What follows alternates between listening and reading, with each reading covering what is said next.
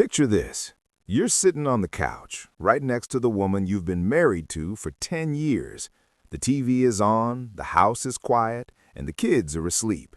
By all objective measures, this is a successful life.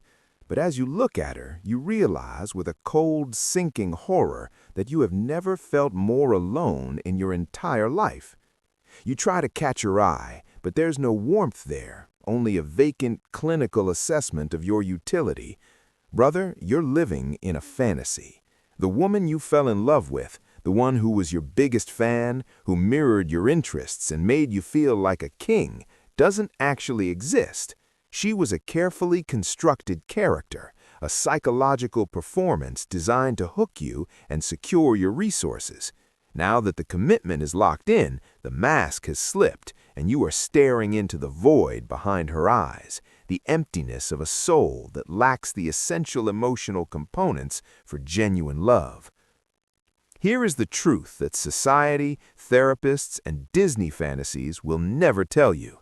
Your narcissistic wife is not your teammate. She is your adversary. She operates from what psychologists call a zero-sum psychological framework. In her mind, psychological resources are finite. She believes that your strength is a direct threat to her power. Therefore, her primary biological mission is to weaken your psychological foundations to maintain her own sense of superiority. She doesn't want a partner. She wants a subordinate who is too broken to ever realize his own value. Every accomplishment you have will be minimized. Every boundary you set will be reframed as abuse, and every moment of your strength will be met with a manufactured crisis designed to bring you back to your knees. You wonder why she's always angry at you, even when you've done nothing wrong. The answer lies in a sophisticated weapon called temporal blameshifting. In the narcissistic mind, you are not just responsible for current household problems, you are accountable for every negative experience she has ever had, even those that happened before you met. Her absent father, that's why you aren't emotionally available enough. Her cheating ex-boyfriend, that justifies why she's allowed to track your phone and interrogate you for 5 minutes of silence.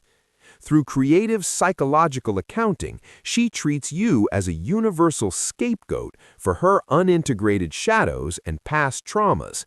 She punishes you today for crimes you didn't commit based on fictional narratives she has rewritten to make you the villain and her the perpetual victim. Living with this woman is like working in a factory designed to manufacture one product, your complete and total self-doubt. Every interaction is an assembly line producing the same devastating question, am I the problem here? She uses selective response syndrome to ignore your calm, logical requests until you finally snap in frustration. Then, the moment you raise your voice, she flips the script. Suddenly, your reaction is the abuse, and her systematic provocation is deleted from the record. This is revisionist history in action. Over years of this conditioning, you stop trusting your own memory. You start apologizing for things you didn't do just to have 5 minutes of peace. You have been transformed from a sovereign man into an emotional appliance, a resource to be utilized, a container for her mental waste, and a punching bag for her internal chaos.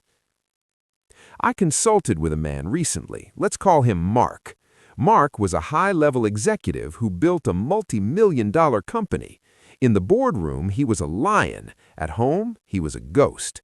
His wife hadn't spoken a meaningful word to him in 3 years, despite living in the same house. She had systematically isolated him from his friends, his hobbies, and even his own family. He was paying a massive mortgage on a house he felt like a prisoner in, mentally rehearsing apologies for buying the wrong brand of yogurt.